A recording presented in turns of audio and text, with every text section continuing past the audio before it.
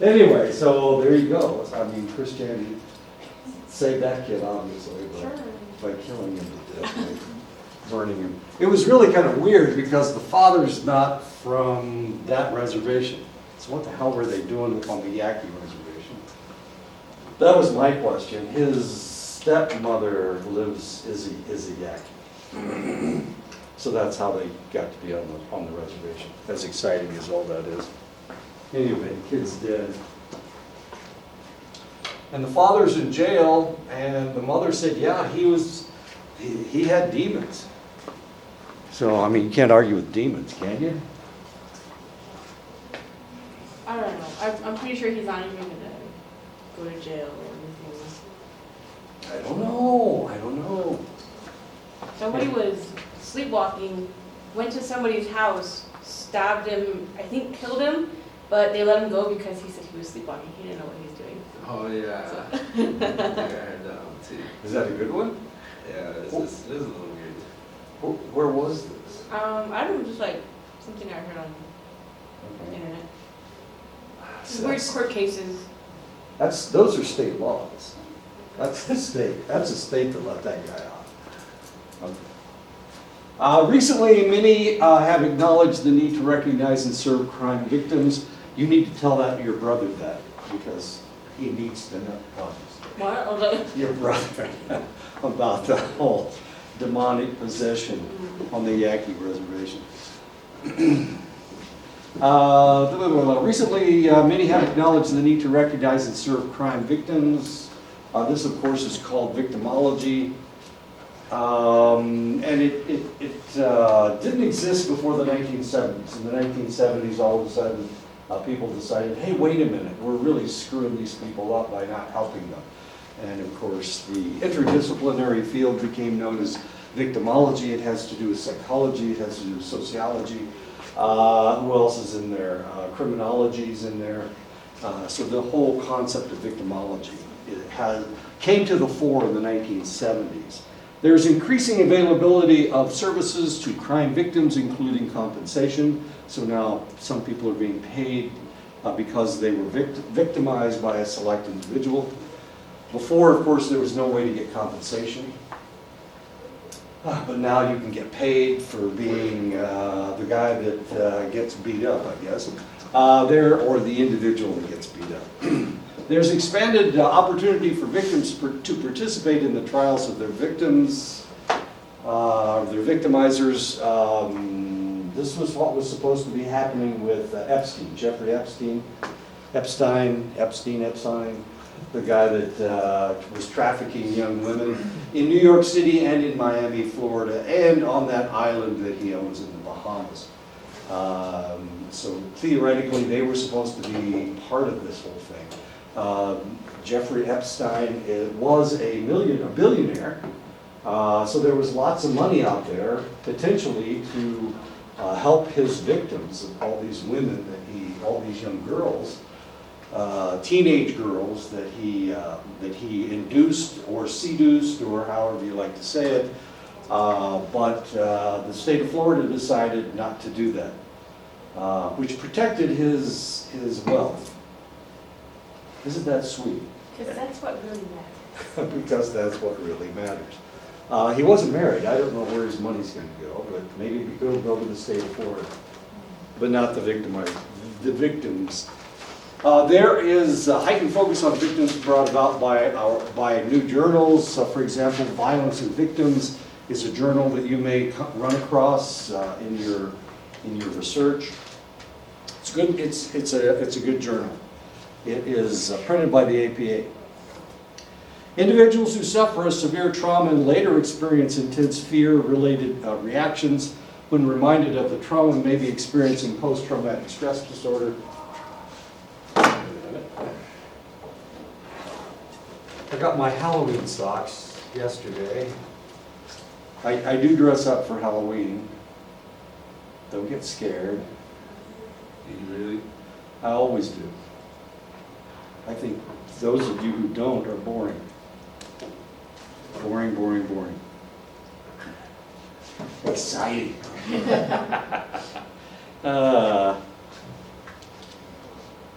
But that's me, you guys don't have to dress, certainly don't have to dress up. Andrea dressed up a couple years ago. Yeah. All right. I want a Halloween costume, but it's like $34. You don't have to buy one, just make one. That's what I'm doing. Well, I have my socks. That my socks. Those cost me 18 bucks, let me tell you. I know, $18 socks. They're knee socks. It's just one pair. Yeah. Really good socks. Okay. They're golfing socks. By definition, such trauma must involve a threat of serious injury or death. So post-traumatic stress disorder is one of the things, one of the problems that we have with individuals who have been in a violent situation. The symptoms of PTSD fall into 3 categories. The symptoms must last longer than a month. A lot of people are traumatized when something happens to them. They are traumatized at that point. But as long as they recover within a month, it's not PTSD. Okay, so the 3 categories: frequent re-experiencing of the event. These are known as flashbacks. There is also a problem with recurrent nightmares. The nightmares occur right after the person falls asleep. For that reason, they don't want to fall asleep because they keep having these nightmares that wakes them up, then they have to go back to sleep, they have nightmares again. Okay, they're not nightmares, they're night terrors actually. Of course, they have a very difficult time falling asleep. So what they will do is they'll get drunk, and if they get drunk, they kind of skip over that stage of sleep. We have a medication that allows them to jump over the first delta wave sleep cycle, and it's known as trazodone or Desiril. So if you know somebody that's taking trazodone or Desiril, potentially PTSD is the problem. Persistent avoidance, but of course trazodone and Desiril are both SSRIs. You can give it to people. The problem is it makes you sleepy because it makes you jump over your delta wave, your stage 4 sleep.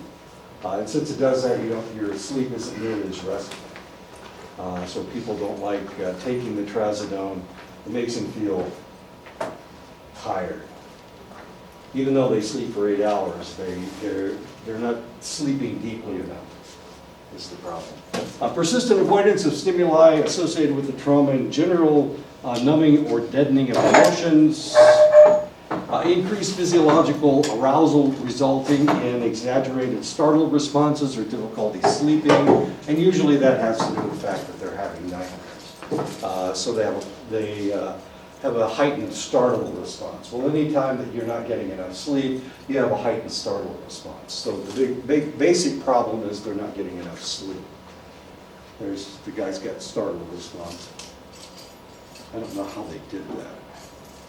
How they made his hair stay straight up like that. That's my Halloween costume. I have a fright wig. How common is PTSD?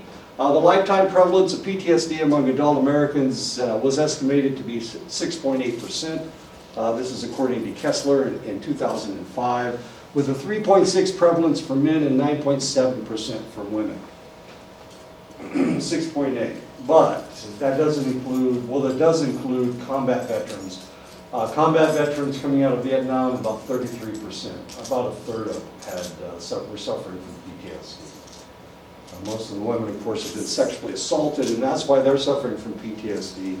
Of course, males get into dangerous situations, put themselves in dangerous situations all the time. But combat veterans, of course, and this is what we saw coming out of Vietnam.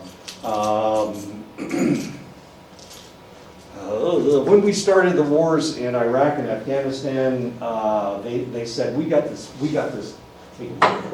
Don't worry about it. We've got a new medication that we give these guys, and they won't develop PTSD. Well, it didn't work. It was a good idea, but it didn't work. Didn't come anywhere close to working. So we're getting PTSD is about 25%. Combat veterans coming out of Iraq and Afghanistan, which is lower than it was in Vietnam. But there's a reason for that.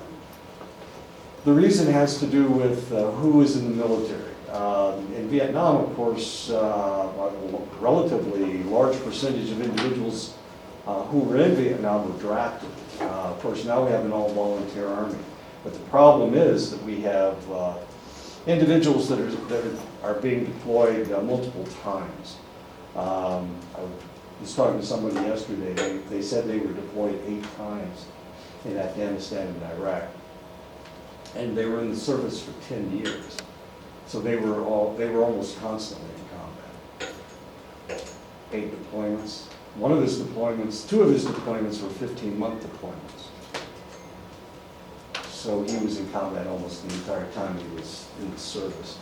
As crazy as that is, in Vietnam, if you served 2 tours in Vietnam, that was excessive. Almost nobody did that. It was relatively rare.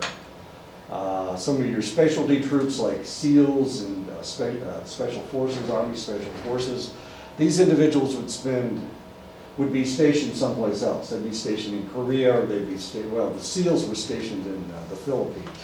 And they would go into Vietnam for 2 or 3 weeks, and then they'd come out for a month or so. Then they'd go back. So that wasn't a constant deployment with most of that. Of course, they were doing specialty work as well. So what are we talking about? We're talking about individuals that have been in combat. PTSD is more commonly experienced in military veterans than those in the general population because they're in combat situations. So they are put in a dangerous situation on a relatively frequent basis. Who is more likely to develop PTSD? This is something we discovered in Vietnam. If somebody had suffered a trauma as a child, if they had been physically or sexually abused during their childhood, then they were more likely to suffer from PTSD. I have 3 brothers. Of the 4 of us, only one of us suffered from PTSD very seriously. It was my younger brother, and he had rheumatic fever in the 2nd grade, so he didn't attend school for a whole year, which was relatively traumatic for him. And he's the one that suffers from the worst PTSD.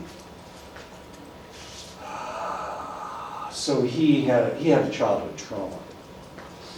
So this is one of the things that we discovered. So it's an all-volunteer army now, so it's a lot different than it was before. When they were drafting people, they just pulled people off the street. So it's a little bit different.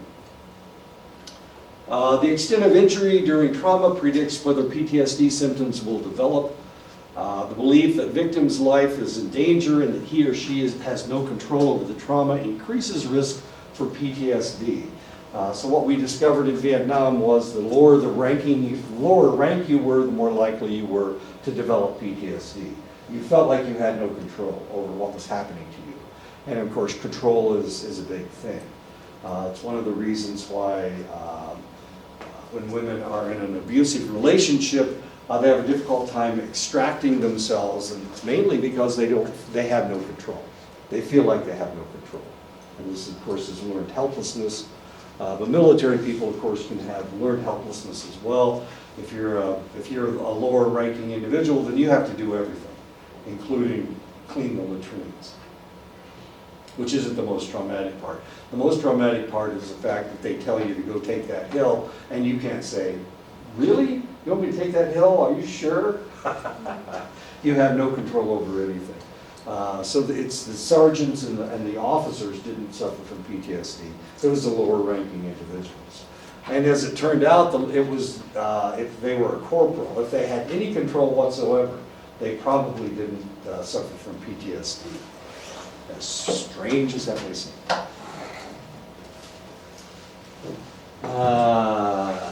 Note that although many persons who experience severe trauma may develop acute stress disorder, trauma-related symptoms that last less than 1 month, most do not go on to develop PTSD. So if you're in a tornado or a hurricane, and your house gets blown down, and you get trapped under the rubble and they don't dig you up for 2 days, the probability is that you will suffer some degree of trauma, but not PTSD. It'll go away. People are resilient. We're naturally resilient. We feel like we have control, not over tornadoes, of course, but next time when the tornado comes, we'll get down in the cellar, or we'll go in the bathroom and cover ourselves up with a mattress in the bathtub. We feel like we have control, some degree of control. One reason may be that those experiencing trauma but not PTSD tend to receive high levels of social support immediately following the event. And the more social support you get, the more individuals that come and try to help you, the less likely you are to suffer from PTSD. Those who develop PTSD often perceive the world as a dangerous place from which they must retreat, and they come to view themselves as helpless to deal with these stressors. This is a young lady in 1995 that came up with a whole plan for helping people who had problems with PTSD. Her name is Foa. There were a group of them, but she's the one that came up with the whole plan, this anti-PTSD plan. Her plan was basically for women because she was seeing a lot of PTSD from sexual assault and rape. So she came up with this program for women. It's an entire course, and she developed it for women that had been raped or assaulted. FOA includes the following in her course: education about common psychological reactions to assault, so victims see that their responses are normal. The first reaction you will have if one of these situations occurs to you is that I'm not reacting like everybody else. But the reality is everybody reacts in a negative manner. Or it's common, it's not abnormal. She trains in skills such as relaxation, emotionally reliving the trauma to allow victims to diffuse their fears of the trauma. We talk about this all the time. If you suffer from a trauma, most people don't want to talk about it, but the reality is that's the worst thing that they do. They need to talk about it, because the less they talk about it, the more iconicized it becomes in your brain. The more important it becomes in your brain, and of course the more fantasies that occur. If I hadn't stepped over here, then that bullet would have hit me right in the forehead. Those kinds of things. You start fantasizing about it. So what you really need to do is talk about it, so you can, it can become real for you. Otherwise, it's like a recurring movie in your brain, and you can't get rid of it. You need to talk about your problems. The more you talk about it, the better off you are. Cognitive restructuring to help women replace negative beliefs about their competence and their adequacy. There is a fear that they can't handle themselves, and of course this is what they need to think about and to talk about.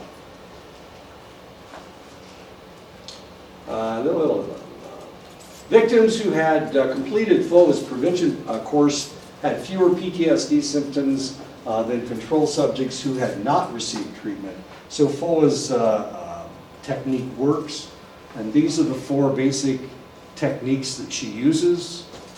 If you were in group therapy, of course, we would use the same 4 techniques. Train people to relax. We need to educate you that this is not abnormal. We need to get you to talk about what happened to you, and we need to make sure that you don't create some strange fantasy in your mind about how weak you are, how incompetent you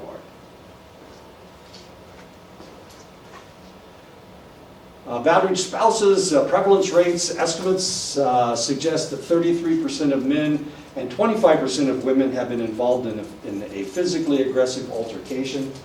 Men, of course, very frequently, their altercation has to do with drinking and being at bars, or just getting angry and punching somebody, usually another male. It's not that they're always attacking females. Although in relationships, female-to-male aggression is as frequent as male-to-female aggression, it's about 49% to 51%. Females attack men about 51% of the time, and men attack women about 49% of the time. But the difference is that men are bigger than women. Most men are bigger than most women. We can't say all men are bigger than all women. That's not accurate. But of course, since men are bigger than women, they tend to do more damage. About 30% of all women murdered in the United States each year. The most dangerous person to you, if you are female, is your significant other. They're either murdered by husbands or boyfriends. 30% of all the women in the United States that are murdered by a significant other, their male partner. Statistics about how. It's worse for pregnant women. I mean, like switched around. Is there any statistics about that? About Women murdering men? Yeah. You know, I haven't seen those statistics. Everybody likes this. Okay. This is a favorite. This is a crowd favorite. So the most dangerous person to you, the most dangerous person to a pregnant woman is the individual that got her pregnant. Sadly enough, you would think that it wouldn't be that way, but unfortunately that's the way it works. The statistics are even higher for pregnant women. And that doesn't have to do with murder, that just has to do with assault. And I'm not exactly sure why. Battered spouses, according to Fallingstad in 1994, there are several myths about battered women. Battered women are masochistic, and they like it. That's why it happens to them. They provoke the assaults inflicted on them, so they pick at their significant other until he punches them. And that's what they're, okay, that's another myth. They get the treatment that they deserve. Another myth. They are free to leave these violent relationships anytime they want to. We all are free, therefore they can leave anytime they want. Violence among intimate partners is not common, and that's not true either. All of these are myths. None of this is true. Just because somebody gets punched by their significant other doesn't mean that they like it. So the question is, why don't they leave? And the answer is, they can't. There's always a good excuse. My wife worked in the battered women's shelter. She said there were 3 good teeth among all 8 of those women. And she asked them, and one of the questions she asked, it was one of the questions that they ask women when they come into the shelter. This was in Mississippi. One of the questions they asked is, why don't you leave your significant other? And in most cases they said, well, I love him, I can't leave him. You love, you can't even define it. Men who are nonviolent in their dealings with outsiders behave the same way in their dealings with their intimates. That's not true at all. Some men are only violent with weaker individuals. So if they're nonviolent outside the home, that doesn't mean they're going to be nonviolent inside the home. And of course you see this. Some guy murders his entire family and his next door neighbor says, well, he's the nicest guy. I never saw him he even raise his hand to his wife or any of his kids. And then the next thing you know, of course, he's beating them all to death or something. What people show to you is not always what they are on the inside. Middle and upper class men don't batter, and middle and upper class women don't get beaten. This, of course, isn't true. It really doesn't matter what class you're in, whether you're rich or whether you're poor. Poor people, there are more poor people that are battered, but rich people are also just as prevalent in hitting, or middle class people, and hitting their spouses. Battering is a lower class ethnic minority phenomenon, and such women don't mind because this is part of their culture. Of course, that's a myth as well. Good battered women are passive and never try to defend themselves, and of course, that's not true either. I have a question. Yes. Maybe, I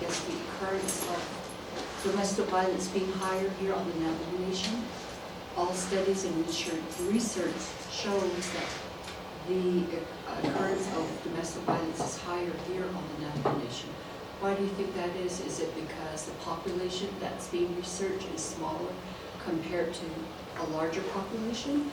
Why are we always put in that category of where the Navajo Nation domestic violence is higher on the reservation? Is it because they're focusing on a smaller population? If you're looking for it, you're gonna find it.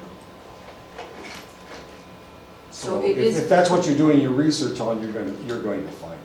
So it is, Well, if you go into Chicago and look for, if you compare Chicago to, say, the same population that you're comparing, would it be the same? Chicago's got 5 million people, 6 million. No, I mean, if you're gonna do study of a certain population by numbers, you do the same to Right.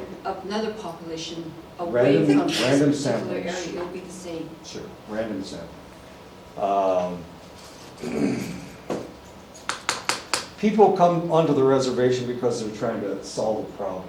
There's alcoholism, too much alcoholism, there's too much child abuse, there's too much spousal abuse. If they're looking for it, they're gonna find it. So it looks like there is more here than there is anyplace else. There may be more here. That may have something to do with, I don't know, with the machismo of the reservation. I have no idea. I don't know. I don't know that there is, how much there is. I have worked with individuals that were counselors. I had a counselor on the Fort Belknap reservation who said every woman on the reservation had been raped as a child. Well, that was her specialty, was dealing with women who had been raped or who had been sexually assaulted. So all of her clients had been sexually assaulted. So as far as she was concerned, everybody all the females had been sexually assaulted. So if you look for it, if that's what your focus is, then that's what you're going to find.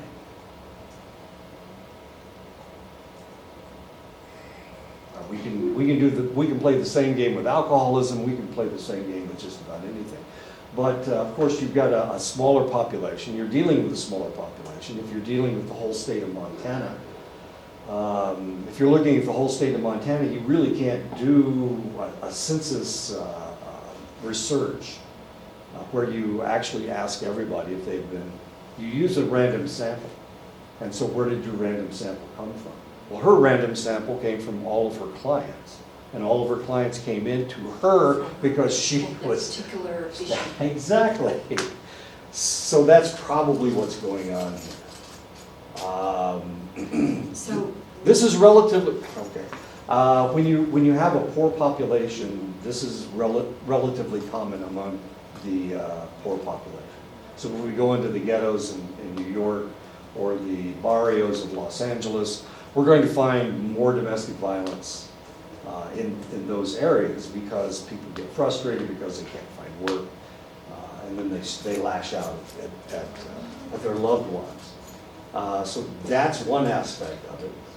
Is there more here than any place else? I don't know. It's really hard to say. I mean, our statistics only tell us what we find out. The police department on the reservation is not very good. And it's traditionally not very good on any reservation. The BIA has to come in and take over the police department frequently on reservations all around the United States. There were 7 reservations in Montana, and 4 of them had BIA cops on their reservation instead of their own. Corruption, it usually has to do with corruption. But, so the police departments aren't very good on reservations. So that may have something to do with it as well. So we're not getting very good statistics. They're only attending to domestic violence calls, but they're not attending to their family's domestic violence calls. I don't have an answer for you. I don't know how good the statistics are. It would be interesting for you to write your paper on domestic violence on the reservation. Why not? Find out how good it is. what you're going to find out is there's maybe 2 articles about the Navajo Reservation, and all the rest of the information is going to come from Colville, it's going to come from Fort Peck, it's going to come from Standing Rock, it's going to come from all around the United States. Unless you ask Mr. Barber, he might have a better, He may have, better yeah, view on right. all that, because he's worked really close with those families. Right. Families as such. But he may have the same problem that, With the. yeah, the that's fact the that that's only all ones I he's know. looking. Yeah. So I may have you as one of my interviews. I'm sorry? I may have you as one of my interviews. Me? On domestic violence. So, Not from here. That's good. no, but you live here, you're an outside observer, Okay. which will give us a different perspective for Oh, the only place I've been on this reservation is here, in Salem, and on the campus, so.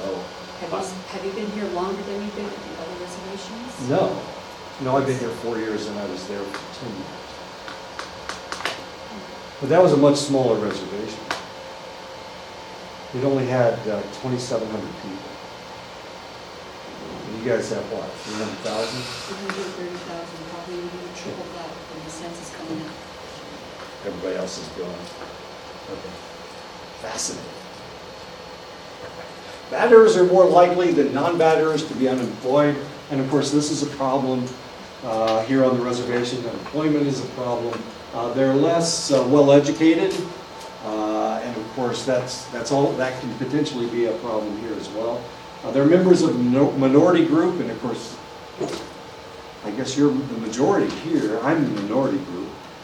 Be of lower socioeconomic status. I don't know, what's the median income on this reservation? Does anybody know? Median income I on the think it Navajo was reservation. like 5,600, Or less, yeah. 5,600. How much? 5,000? Yeah. Really? About like, Type that in your computer. Median income on the Navajo reservation. Median income.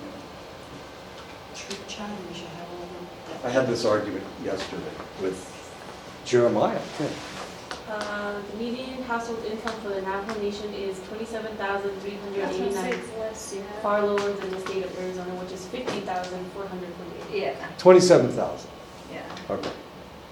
Okay, look up median income on the Fort Belknap reservation.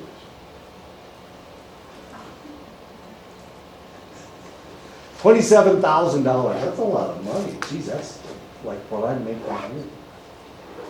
That's what they're paying Fort Belknap. B-E-L-K-N-A. Oh, okay. Median annual income of 29,107. On the reservation? Yeah, or that's an agency, Fort Belknap Agency. That's the only work on the reservation. On the reservation, not at Fort Belknap There's Agency. nothing on the reservation. It's $8,800. Where it was, I don't know, maybe it's gone up to $9,000 at this point. $27,000, that's not bad. Anyway, okay, so lower socioeconomic status, have suffered physical abuse as children or saw an abusive relationship between their parents. So anytime you've got alcohol involved, anytime you've got drugs involved, you've got a situation where potentially abuse is being perpetrated in that relationship. Alcohol is really good for doing that. People lose their inhibitions when they're drunk. People lose their inhibitions when they're stoned. So you gotta be careful. Well, but people that are smoking pot usually won't attack when they're stoned. It's when they're not stoned that they get grouchy. That's when they get frustrated and Need whatnot. another fix. I need to tow. Adolescents who later become batterers have experienced a higher rate of conduct problems and are more likely to have engaged in early substance abuse. They have early experiences with coercive or aggressive behavior that may set the stage for similar strategies in adult relationships. This sounds like drinkers, doesn't it? I mean, this whole thing sounds like a drinker. How do you get to go out and get drunk? There's a problem in your household, so you have to go out. The only way you can keep from beating everybody to death is to go out and get drunk. It's a great excuse. So what you do is you create chaos in your home so that you have an excuse to leave and go out and get drunk. And then while you're at the bar, the whole time you complain about how your wife and your kids drive you crazy. My uncles call that weekend divorce. A weekend divorce. I think it happens anytime during the week. At any time. That's perfect.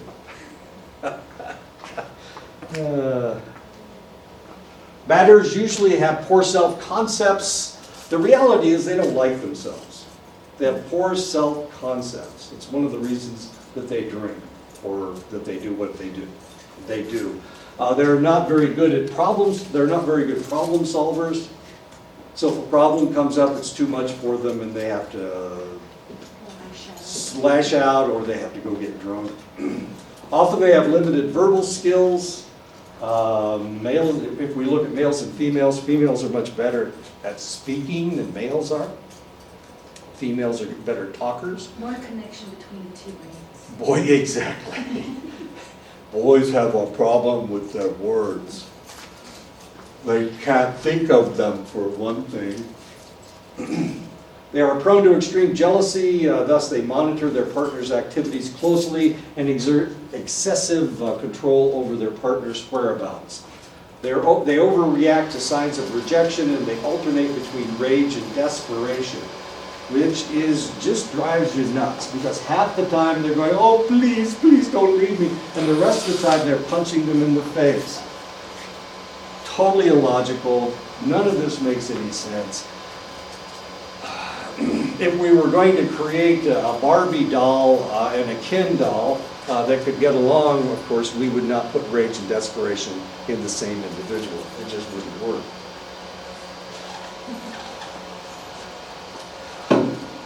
And we'd probably give Ken a beer belly. Just thought. Instead of those six-pack abs that he's got. Waltz et al. In 2000 revealed 3 distinct types of batterers. They're individuals that are violent all the time. They're just generally violent. This is a person, and they're kind of scary, and sometimes women like that. They think that this is, yeah, there's danger here. There's always danger. So they married somebody that's generally violent. This is a guy that gets in lots of fights. He gets in fights not just with his spouse, but also with at the bar, also with his coworkers. There are those that are psychopathological. They're nuts. These people are whacked. Can I say that? Is that okay? They're crazy. And the others, they only hit their family. They only hit the little people. They only hit their wives. They only hit their kids. If they were out in the community, of course, they'd be the nicest people in the world. And all their neighbors are going, gee, he was so nice. He helped me carry my groceries in. Anytime he saw that I needed help, he was right there. This is the guy that when he goes into his house, of course, he takes the doors off of the bathroom so that the kids can't hide in there, or his wife can't hide. So he's only mean to his family. He's not mean to anybody else. These groups were distinguished by degree of violence within the relationship and the degree of general violence reported, as well as by personality characteristics. Generally violent, psychopathological, and family only. Okay, so there is a cycle of violence. We have identified a cycle of violence. It starts out with a tension-building phase. That's the first phase. It's characterized by increased criticism of the partner and perhaps even minor physical assaults, pushing, slapping perhaps. An acute battering incident occurs. The woman has become too dependent on the man to break off the relationship easily, so she can't leave. He punches her, knocks her teeth out. I had my first wife, yeah, it's turned on, what the hell. My first wife wanted me to hit her, and I can't, I'm not a puncher. I'm just not a puncher. I don't punch anybody. I don't hit anybody. I can't even slap people. Should've just kicked her in the shin. There's just something wrong with me. I'm just not a violent person. And she wanted somebody to hit her. Well, after she left me, she got with a cowboy. This is in, where was it? Texas. Snyder, Texas. Schneider, Texas. She got with a cowboy, and he used to knock her around all the time. But it was a truck driver that knocked her teeth out. Her jaw teeth, that was really kind of weird, not her front teeth. He knocked her jaw teeth out. She liked that. Her next boyfriend was a railroad worker. He's a Mexican railroad worker, just the sweetest guy in the world. She didn't stay with him for very long. I know, of course not. Anyway, so she liked the guys that knocked her teeth out. The cowboy broke her nose. She came to me, of course, she wanted me to give her money so that she'd get her nose fixed. What? Does this make sense? Because you didn't have any. I need to get my nose fixed. And then the next thing she said, oh, I've got cancer. What? Wait a minute. She wanted me to give her money. That wasn't the only time. She kept coming down with cancer. Every time she needed money, it just turned out that she had cancer. Then her sister got cancer. So yeah, I know. Cancer was just rampant in that family. They're all still alive and none of them have been treated for cancer, as weird as that sounds. Okay, so the battering phase, of course, they can't leave. And then the batterer goes, oh, please, they apologize, this will never happen again. I'm a changed man. Please don't leave me. And this cycle, this strange cycle of violence, which starts out with pushing and shoving, and then gets into more and more violence, and then of course he always comes back with flowers and candy and begs her not to leave him. This happened when my wife was working at the battered women's shelter. She actually has worked at 3 different battered women's shelters. One of them was on the Fort Belknap reservation, but she's worked at several. The women always, they're in love. That's why they can't leave their significant others. And they would come back and beg her to come back. Of course, half the time they were snockered when they came back. But they always went. They always left. Took an average of 8 times of having teeth knocked out before the individual would actually leave their significant other. And they always went with them as soon as they came to get them. As weird as that is. Walker in 1979 identified the cycle of violence in about 2/3 of the 400 women that she studied, and this was in 1979. So this cycle of violence is fairly common. As many as 40% of batterers have the features of borderline personality disorder. Really? Borderline personality disorder? Borderline personality disorder is that problem where somebody is if you're nice to them, they push you away, and once you stop paying attention to them, then they're very clingy. So you can't get rid of them. They're like sticky stuff on your hand, you just can't get rid of it. They're pushing you away, and as soon as you go, okay, well that's it, then they're very clingy. They stay with you. You can't get rid of them. So these individuals are the same way. They're also very, very jealous. They have relatively low self-esteem. They don't think they're lovable, and for that reason, of course, they attach themselves very solidly to the individual that they find attractive. So about 40% of batterers, these are the males, have borderline personality disorder. Of course, it could be the women as well.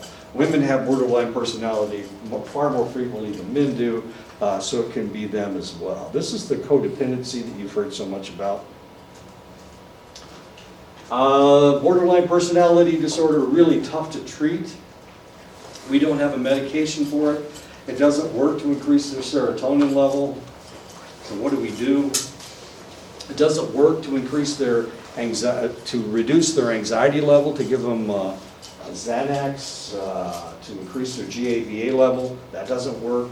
We don't have a medication for it. And since we don't have a medication for it, it's really, really tough to treat.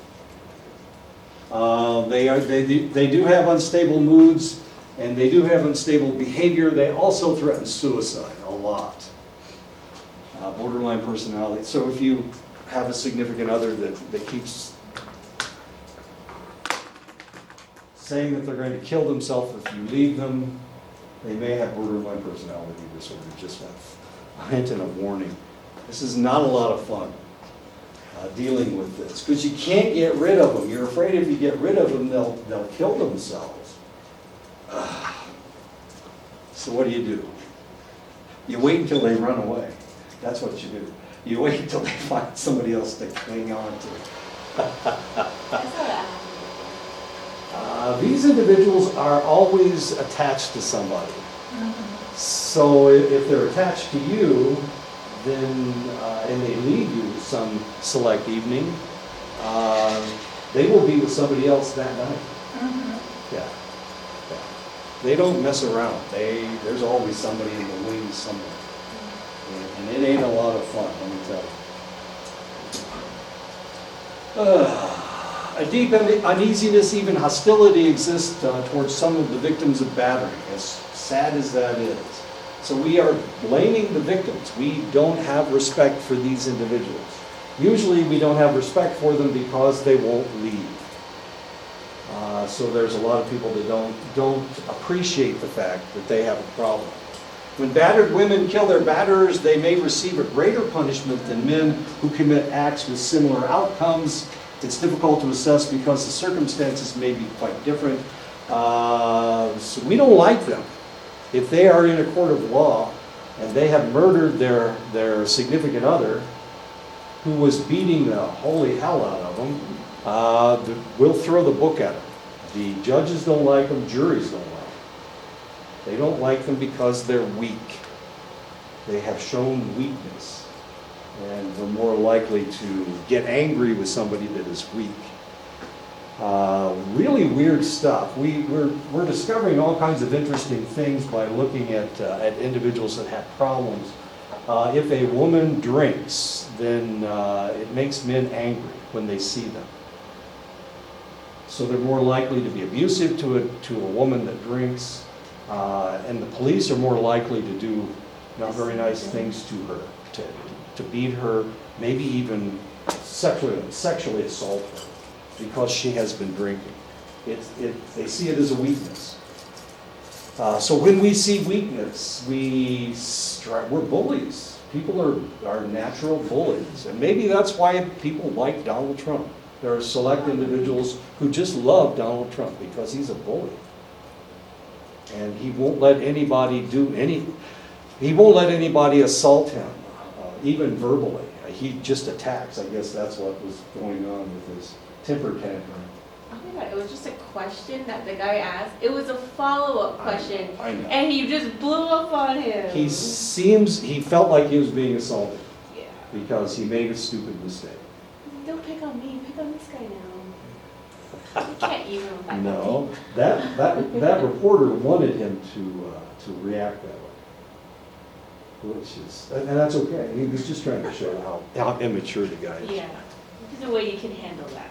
Sure. The reporter handled it very well, though. He didn't lose his temper. He Did you hear the crowd after he started blowing up on people and people were just like, okay? I could hear everybody. Yeah, it was really kind of weird. You wonder if he can hear the crowd. I think so. Because he seems to ignore them. Okay. Battered women syndrome is defined as a collection of symptoms and reactions by a woman to a pattern of continued physical and psychological abuse inflicted on her by her mate. And of course, it can be anywhere. You can be anywhere in this cycle. And that's known as battered women syndrome. You feel like you can't escape. She feels like she can't escape. And so eventually she may actually strike out at her partner to the extent that she kills him. If she just strikes out at him and injures him, she's going to get the tar whaled out of her. She's got to kill the guy in order to get out of this syndrome, out of this cycle. Lenore Walker in 1984 emphasizes the following elements of battered women syndrome. As a result of chronic exposure to repeated battering, the woman develops a sense of learned helplessness. She comes to believe that there is nothing that she can do to escape. So how do you escape from a batterer that you can't get away from? The only thing you can do is kill them. That's the only way to escape. As a result of social isolation and often her economic dependence on the batterer, the woman falls more and more under his domination. And now the cycle just gets deeper and deeper and deeper, and there's nothing that she can do. I was watching a movie last night that the lady had battered woman syndrome. And she called in a private detective, and he saw her, and she's this tiny little thing, and her significant other is huge. And he hit her in the side of the face, and he caved in her cheek. And she had this huge, massive bruise on the side of her cheek. And she acted like nothing had happened. Like it didn't hurt. Like it was a common occurrence. Like it was a pimple, a blemish, but it wasn't real. Battered women syndrome. As she restricts her outside activities and has less contact with her friends or relatives, she grows increasingly fearful of the threats and attacks. Her self-esteem is diminished. She feels guilty and ashamed about what she sees as her multiple failures and shortcomings, and she also feels increasing rage and resentment toward her partner, whose control over her seems to grow. The woman grows hypervigilant. She notices subtle things, reactions by the batterer that others wouldn't recognize as a signal of upcoming violence. She knows exactly when he's about to punch her. For example, his eyes may get darker, and actually your eyes do get darker when you get angry. I used to have a girlfriend, I know, this is a long time ago. I've been married for 40 years. I still remember this though, despite the fact I'm older than everybody, except for Diane, evidently. I had a girlfriend once, and her eyes would change color as she got excited. And I only made her angry a couple of times, and both of her eyes would turn brown. She had one brown eye and one blue eye, and you could watch her eyes change as her mood changed. It was the most bizarre thing in the world. It's like having a mood ring in your eyes. It was so bizarre. And she was only angry twice. I'm kind of a nice guy, and I don't really make people very angry. I can't remember what she was angry about. But when she got angry, her eyes actually got darker. They actually got changed colors. And of course, she was kind of funny. This heightened sensitivity to danger cues often motivates the woman to kill her assailant, and accounts for her belief that she acted in self-defense. As far as she's concerned, it is self-defense, because the cycle has been going on for an extended length of time.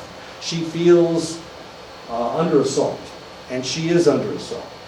She has to be the perfect whatever he wants her to be, otherwise she gets attacked. And so of course she strikes out by killing her assailant. The majority of battered women charged with murdering their abusive partner are convicted. Premeditated murder. Unfortunately, it's first-degree murder, premeditated. Research with mock juries has found that participants were more inclined to accept the woman's claim of self-defense when they heard from an expert testifying for the defense. And this was research done by Schuler in 2004. The expert witness talks about battered women syndrome and how prevalent it is with these select individuals. Okay, now we're going to talk about rape.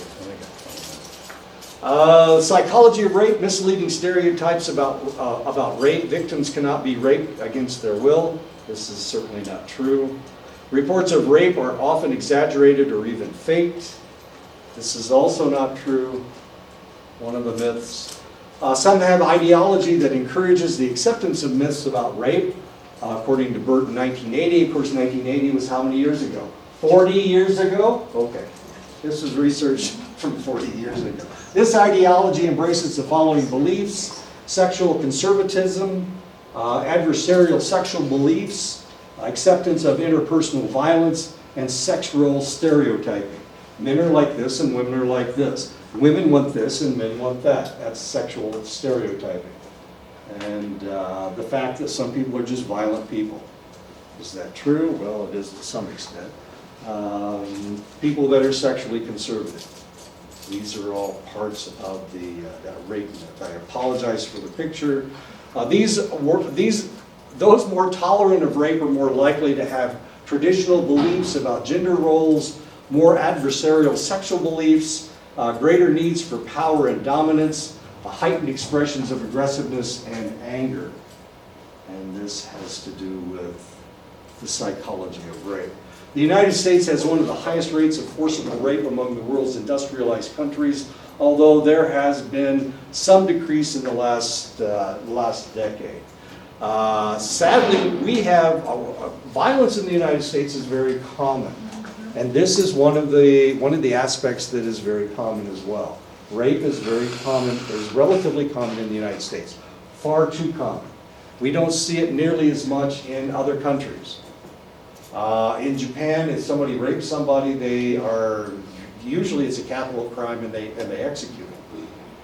It's not common in Japan, despite the fact that the Japanese have a rape culture, as strange as that is. It's in their literature. We don't talk about this stuff. It's not in American literature, but it's in Japanese literature. It has to do with shoguns and ninjas and samurai and the whole thing. If the samurai saves the village, guess what happens next? He gets to rape all the women. And it's in their television. You can watch their movies, you can watch their television shows, and this is very common as far as the Japanese are concerned. But the Japanese are relatively sexually conservative, as strange as that may seem, but so rape is not very common. So we have it in the books and the movies, but it just doesn't happen In real life. Now, you have to remember that Japan is, Japanese people don't have sex like, how can I explain this? Let me see. Just say, Okay, wait a minute. Adults. We're adults. we can process it. Okay. Maybe you should pause first. Yeah, okay. 33% of adults who are over 30 in Japan are virgins. Okay. All right. It's like 5% in the United States. or less. Or probably less. The point is, but this is part of their culture. So sexuality is common in Japan, but not sex. Okay. So they think about it, but they don't do it. How's that? All right. That makes sense. Is that why American reporters go over to Japan just to criticize them about the literature? Because I No. saw No. You have to be in Japan for a while before you even recognize that this literature is out there. oh, it is actually. Like, if they don't hide it, like how they try in like America, like the magazines and stuff, they don't try to hide it. It's just out there. Well, it's right there. It's you've got old literature, you've got modern literature, and then you've got this whole rape thing. And it's over on the right side. Of course, they drive on the left in Japan. Not that that's important. Now, GIs get in trouble. This is one of the reasons why we've had to move all the Marine bases off of the island of Japan. Because they think that they look at their literature, they see the pornography in their cartoons, and they think that these are a hypersexualized. It's a hypersexualized society. The women are relatively friendly to you. They always say yes. Not that means yes. Usually it means no. And they smile at you and whatnot. And the GI thinks if he's from the United States, then in the United States, if somebody's that nice to him, it means they want to be with him. They want to potentially have sex with him. It ain't that way in Japan. They are just nice people, and they never say no. So there was a problem with rape in Japan, but it was Americans raping Japanese women, as sad as that is. And so that's the story of Japan. So we have one of the highest rape levels in the industrialized world. This is really kind of weird. In the United States, we are still relatively sexually repressed. Okay, and that's part of the problem as well. So we don't talk about this stuff. We have, if you look at the advertisements, if you look at television, there's a lot of sexuality in our television. We sexualize our children, as weird as that is. We allow them to dress up like adults.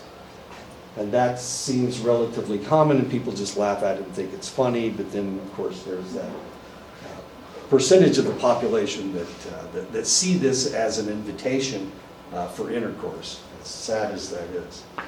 Okay, so we do have a problem in the United States. If we go someplace else, it's not nearly as sexually repressed. If we go to England, we go to Germany, you go to Sweden, the Netherlands. When I was in Germany in the 80s, all the television after 10 o'clock was pornography on their television. This was their national television station. And prostitution is legal in most of Europe. In Germany, you see brothels. In Amsterdam, of course, they have their famous red light district. Paris has a red light district. So these things are very common over there. They're less sexually repressed than we are. Nudity is not sexual. It's nude swimming at the Svinbad every Thursday night. So don't go in there.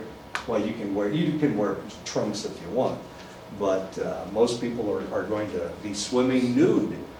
So be careful on Thursday night in Germany if you want to go swimming. According to the National Violence Against Women Survey in 2000, 17.6% of all women said that they had been the victim of rape or attempted rape, and 21.6% of these women said they were younger than 12 years old at the time of their first rape. As strange and stupid as that seems, why in the world would somebody rape somebody that was 12 years old or younger? Where's the logic in that? Among rape victims, 31.5% reported being physically injured during their most recent rape. Almost 18 million women and almost 3 million men in the United States have been raped. 18 million women and 3 million men. Women who reported being raped as minors were twice as likely to report being raped as adults. What? You would think they'd be more hypervigilant. They would be hypervigilant. But it's not the way it is. It's not the way it works. Women of all ages, social classes, and ethnic groups are vulnerable to rape. I used to live in Plattsmouth, Nebraska. They had it was the Presbyterian old folks home or something like that, or I can't remember. Anyway, they had an old folks home in Plattsmouth. There was a 19-year-old man that was working there, and he raped an 87-year-old woman.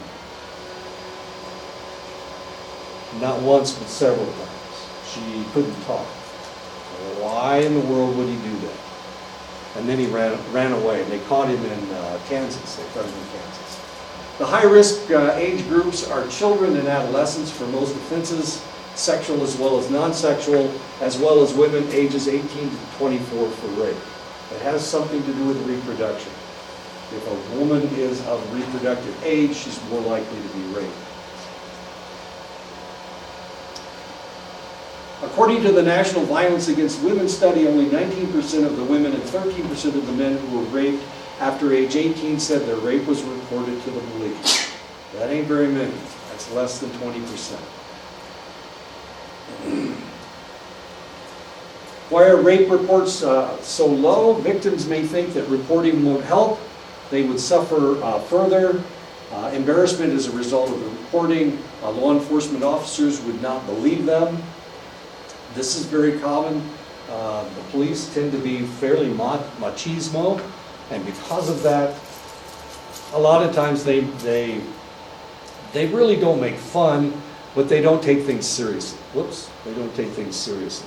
Many victims are afraid that the attacker will retaliate if charges are made, and these expectations are sometimes fulfilled. And that is usually something that he will say after he's finished he will say, don't tell anybody, or I'll come back and kill your family or something weird, or this will happen again. Experts have developed typologies of rapists. Most typologies have emphasized 4 factors that distinguish different types of rapists. The amount, type of aggression that the rapist used. And so this is what we look at. If we were a forensic psychologist and we came upon a rape scene, what we would look for is these 4 factors. How much aggression was used by the rapist? A lot of rapes have to do with anger. Anger against women. And it's usually anger against somebody's mother. Yeah, they hate their mom. Their mom did something. Or wasn't even there. Yeah, so he's going to punish all women because his mother was not a mother. Was not much of a mother. How am I doing that? When the level of aggression was high, whether it heightened sexual arousal in a sadistic manner, is this a sadistic rapist? Is he not a sadistic rapist? Is he looking for sexual gratification? If he became more sexually aroused, the more violent he became. Now we've got what is referred to as a sadistic rapist. And this is a dangerous person because this individual might potentially be might be a murderer. Whether the offender showed evidence of psychopathy or antisocial personality disorder, usually these individuals don't care about their victims. They treat the victims as if they are objects. People with antisocial personality disorder. If you've ever been around somebody with antisocial personality disorder, they treat everybody as if they're non-human. Everybody is a stick, or everybody is a rock, as far as they're concerned. They have no empathy whatsoever. So that's one of the other things that we look for in a rapist. Is he an individual suffering from antisocial personality disorder? What kind of empathy did he show for his victim? Whether the offender relied on deviant sexual fantasies to produce sexual arousal. A lot of rapists do not do not ejaculate. They're not raping, they're raping for the violent aspect of it. They are creating fantasies in their own mind. They have to fulfill these fantasies in order for them to be rapists. And you can see these. Do they dress the individual in strange clothes? Did they take a souvenir? Did they steal the underwear? What did they do? And of course, you've seen these on television. These instances where they talk about individuals being raped, and sometimes they'll wrap their brassiere around their throats. Sometimes they'll cover their faces. If they cover their faces, a lot of times they're fantasizing about somebody else. And normally they're fantasizing about somebody they shouldn't be fantasizing about, their mother, their sister, whatever. Okay. So these are all, if we were forensic psychologists, these are all things that we'd be looking at if we were looking at a rape scene. Trying to determine what type of a rapist it is. If we can find out what type of a rapist it is, we can be on the lookout for somebody that's sadistic, somebody with antisocial personality disorder. We could focus on a select individual. Now, a lot of times with serial rapists, especially rapists who are murderers, like the Green River rapist who was raping for 40 years, a lot of times they don't fit profiles, and we can't identify them. We have no way of identifying them. The Green River rapist turned himself in, and that's the only way we found him. There was another rapist in Wichita, Kansas, who was free for 20 years. He was on the city council, everybody's favorite person, and he turned himself in. Finally, he turned himself in. He was the one that would write letters to the police, mocking them for not being able to identify him. As stupid as that sounds. Anyway, this all has to do with forensic psychology and trying to identify people, perpetrators, when they do horrible things.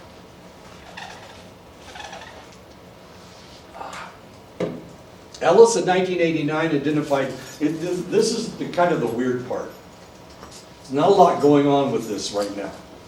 So most of the information that we have about rapists and profiling rapists comes out of the 80s and 90s, as weird as that sounds. So why aren't we looking at this anymore? What's going on? Nobody's doing, it's not attractive research now. So everybody's afraid of it, and there's a reason why they're afraid of it. Because there are select individuals that don't want to talk about this stuff. The feminists don't want to talk about it. This whole Me Too movement has kind of truncated all of this research. So unfortunately, it has cut in to things advancing at this point. So we haven't really seen anything since the 80s and 90s. Ellis in 1989 identified 3 theories of rape. The feminist theory emphasizing rape as a pseudo-sexual act of male domination and exploitation of women. It's one way of looking at it. The social learning approach suggesting that sexual aggression is learned through observation and imitation. And of course, if this is true, the pornography, I don't know if you've seen any pornography, most of it's relatively violent. If this is true, it's going to get worse. But of course, it doesn't seem to be getting worse. It seems to be getting better. Fewer rapes now. Once upon a time, they rationalized the pornography. They said that it dissipated the probability that somebody would actually act it out if they looked at pornography. But of course, Ted Bundy said that he looked at pornography that would get him primed so that he could go out and rape and murder people. So, we've got 2 different schools of thought on this. Does pornography actually decrease the number of rapes, or does it increase the number of rapes? I mean, there's some pretty nasty stuff out there. I mean, if you look at the pornography that is out there, and this is a conversation I keep having with Jeremiah. This is the stuff that he does. This is the stuff that that I've been looking at for the last 30 or 40 years. So this is all real important stuff. You have something to say? I'm just thinking this whole time, the whole rape culture that's going on now, the whole missing, murder, Indigenous women movement that's going on now. I don't know, it's like taking the focus off, well, it's like just because it's not individual anymore, it's group now, so it's like, I don't know, it's like, I don't know what I'm trying to say, I don't know what I'm trying to. When you say group, what group? Like, it's more like sex trafficking now, it's towards kids now mostly. Right. So it's moved in a very pedophilic, Right. direction, instead of it being just. So where potentially can that come from? We've got, if you remember the models from the last 20 or 30 years, they're very slender, they're tall and slender, relatively flat-chested. So they look like prepubescent females. Yeah.